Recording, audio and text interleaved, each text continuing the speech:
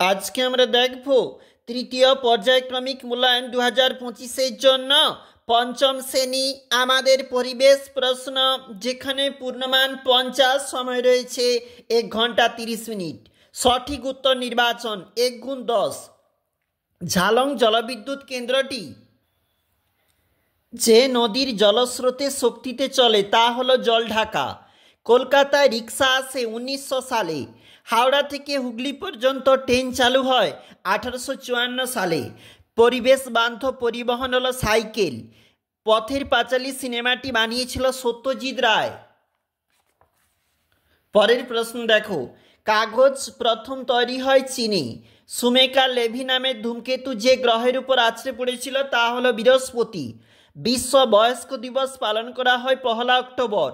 হৃৎপিণ্ডের শব্দ যে যন্ত্রে শোনা হয় সেটা হচ্ছে স্টেথোস্কোপ। বৃহস্পতি গ্রহের উপর একটি ধূমকেতু পড়েছিল 1994 সালে।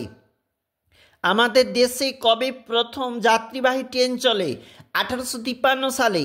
পশ্চিমবঙ্গের প্রধান খনিজ সম্পদ হচ্ছে কয়লা।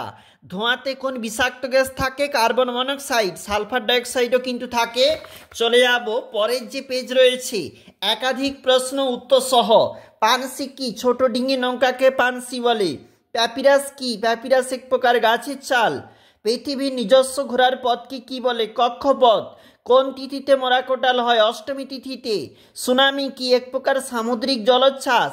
পশ্চিমবঙ্গের কোথায় কয়লা খনি আছে? রানীগঞ্জে। কয়লার ধোঁয়ায় কি গ্যাস উৎপন্ন হয়? Sulphur dioxide. রেল ইঞ্জিন তৈরির কারখানা রয়েছে চিত্তরঞ্জনে। একটি অপ্রচলিত শক্তি বায়ু শক্তি। গৌণ জোয়ারের কত সময় পরে মুখ্য জোয়ার হয়? 22 ঘন্টা 26 মিনিট পর। পথের পাঁচালী সিনেমাটি রচয়িতা বিভূতিভূষণ বন্দ্যোপাধ্যায়।